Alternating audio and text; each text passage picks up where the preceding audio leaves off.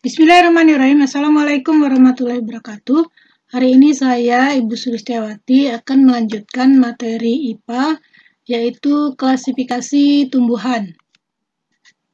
Di materi minggu kemarin, kita sudah membahas klasifikasi tumbuhan dibagi menjadi beberapa divisio, yaitu tumbuhan lumut, tumbuhan paku, dan tumbuhan berbiji. Berdasarkan morfologi atau susunan tubuh dibagi atas dua kelompok, yaitu tumbuhan tidak berpembuluh dan tumbuhan berpembuluh.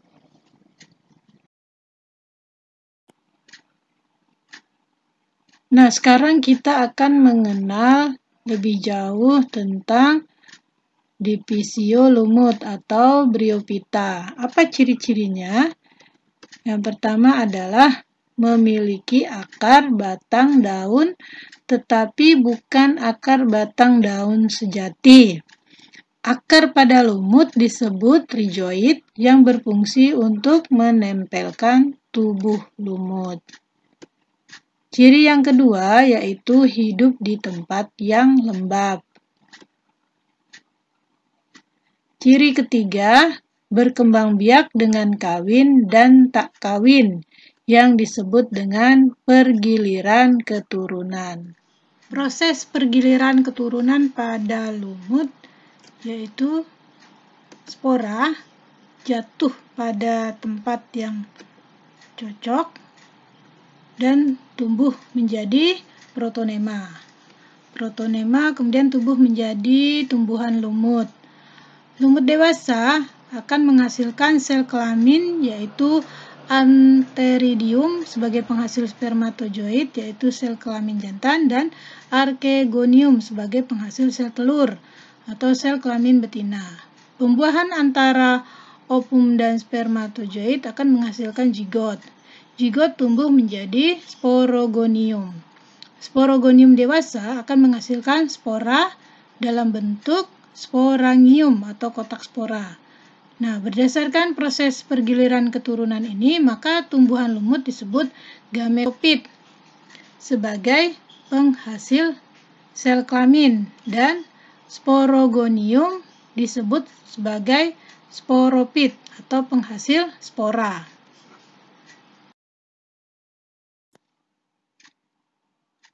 Tumbuhan lumut dibedakan menjadi dua kelas, yaitu yang pertama lumut hati atau Hepaticaceae. Lumut ini belum memiliki batang dan daun. Tubuh lumut ini berbentuk lembaran dan dilengkapi rhizoid yang berfungsi sebagai alat untuk melekatkan tubuhnya ke dalam tanah. Nah, ini gambar dari lumut hati. Selanjutnya adalah lumut daun atau musci. Lumut daun telah mempunyai batang, daun, dan akar rhizoid. Ini gambar lumut daun.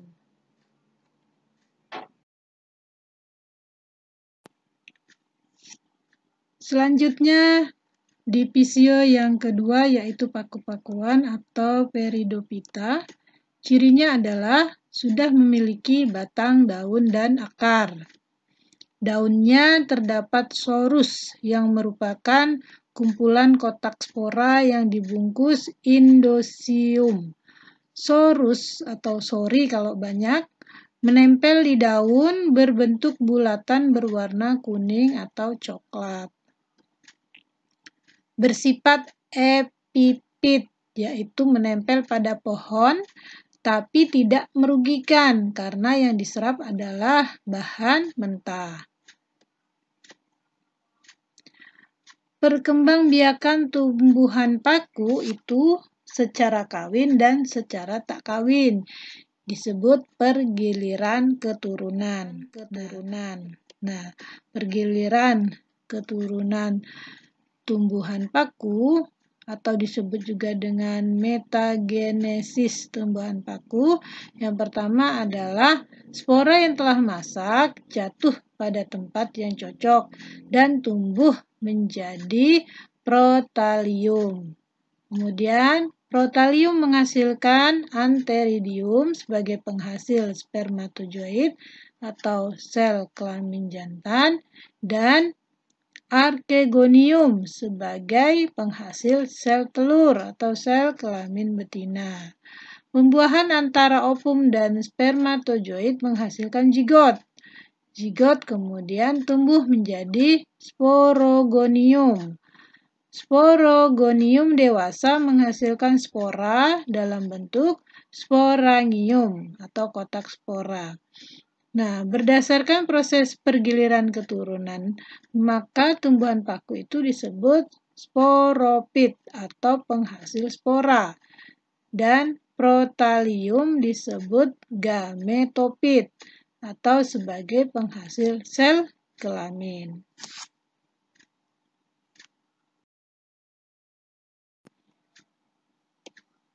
Tumbuhan paku dibagi menjadi 4 kelas, yaitu paku lumut. Paku lumut menyerupai tumbuhan lumut daun. Cara hidupnya sebagian besar adalah epipet. Contohnya Philodon nudun.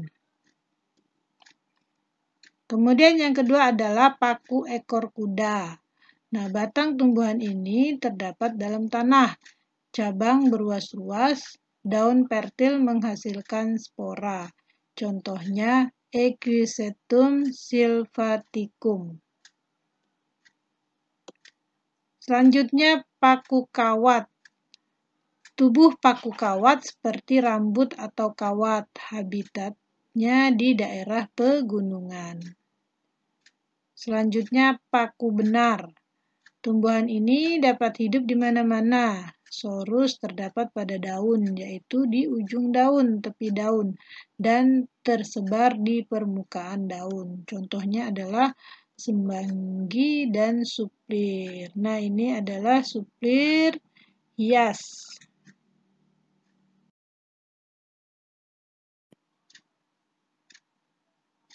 Selanjutnya adalah tumbuhan berbiji atau spermatopita, yaitu tumbuhan yang menghasilkan biji yang digunakan sebagai alat perkembangbiakan. Tumbuhan biji didasarkan pada letak bakal biji terbagi dalam 2 kelompok, yaitu gymnospermae, tumbuhan biji terbuka, yaitu tumbuhan yang bakal bijinya tidak terlindung oleh daun buah, tetapi menempel pada daun buah. Ciri-ciri dari kelompok tumbuhan ini yaitu memiliki akar tunggang, daun berbentuk seperti jarum kecil, tebal, dan tipis lebar. Alat kelamin jantan dan alat kelamin betina disebut strobilus yang mengandung sporangia. Yang kedua adalah angiospermae, yaitu tumbuhan berbiji tertutup, yaitu tumbuhan yang bakal bijinya tersimpan dalam daun buah. Ciri-ciri dari kelompok tumbuhan ini yaitu akar, batang, dan daun sudah dapat dibedakan dengan jelas. Alat perkembangbiakan berupa bunga. Susunan daun menyirip, menjari, dan sejajar. Bakal biji tersimpan dalam daun buah. Terjadi pembuahan ganda, yaitu peleburan. Nah, di sini ada contoh tanaman pakis haji. Nah, pakis haji adalah termasuk tumbuhan berbiji terbuka.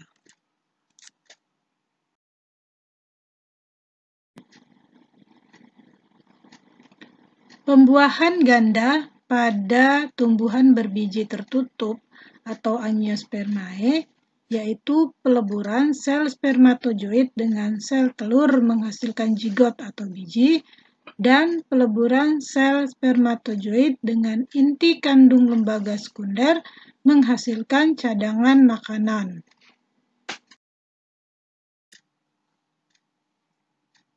Tumbuhan berbiji terbuka memiliki beberapa kelas. Yang pertama adalah Cicadinae. Nah, kelas dari Cicadinae menyerupai pohon palem, sedikit cabang, daun menyirip. Contohnya adalah Pakis Haji. Kemudian yang kedua adalah Gnetinae. Batangnya berkayu, bercabang, dan berdaun tunggal. Contohnya melinjo. Nah, ini gambar pohon melinjo dan ini buah melinjo. Yang ketiga adalah Coniferinae, merupakan tumbuhan semak, tajuk berbentuk kerucut, daun berbentuk jarum. Contohnya adalah pinus. Nah, beberapa manfaat tumbuhan berbiji terbuka yaitu sebagai bahan baku pembuatan kertas, misalnya batang pinus dan batang melinjo. Selanjutnya sebagai pelarut cat, yaitu getah pinus berupa minyak terpentin. Kemudian sebagai bahan makanan, yaitu melinjo. Dan sebagai tanaman hias, misalnya pakis haji.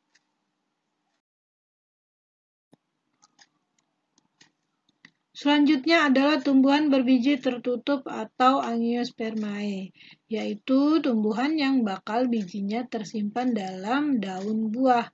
Apa ciri-ciri kelompok tumbuhan ini? Yaitu akar, batang, dan daun sudah dapat dibedakan dengan jelas.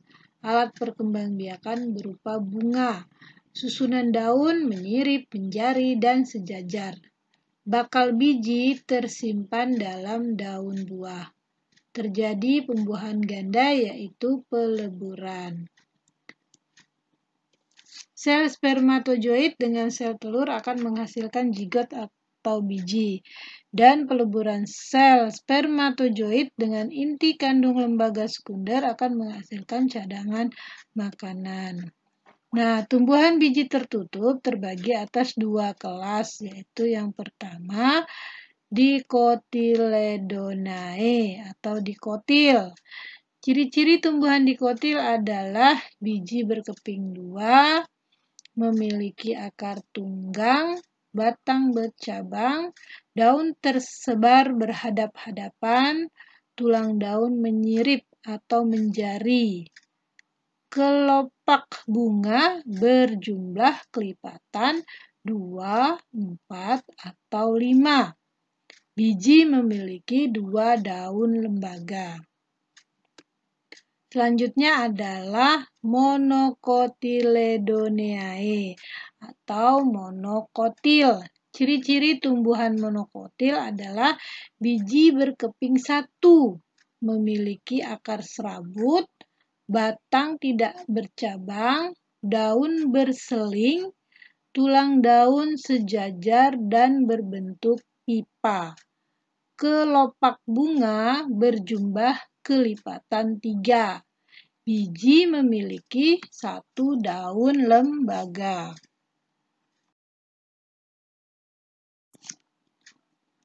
Selanjutnya tumbuhan dikotil memiliki beberapa suku, yaitu yang pertama adalah suku kacang-kacangan. Suku ini memiliki mahkota bunga berbentuk kupu-kupu. Buah berbentuk polong, pada akar sering ditemukan ada bintil-bintil akar.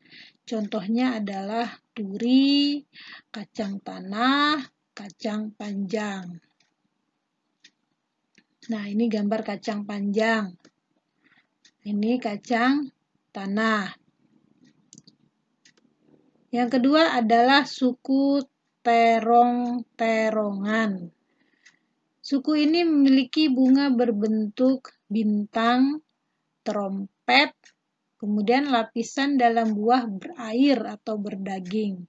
Contohnya adalah terong, kemudian kentang, tomat, lombok. Selanjutnya adalah suku getah-getahan. Tumbuhan kelompok ini bila dilukai tubuhnya akan mengeluarkan getah berwarna putih. Contohnya ubi kayu, jarak, kemudian karet.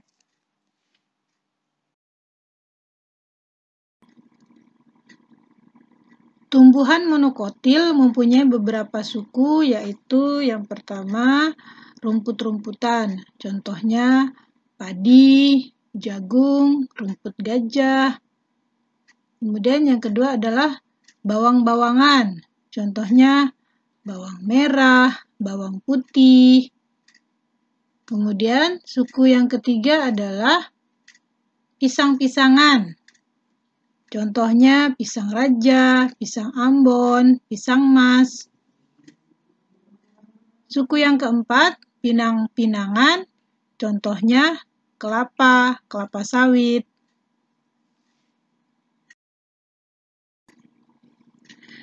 Demikianlah klasifikasi dari tumbuhan. Nah, sekarang silakan kerjakan penugasan 6.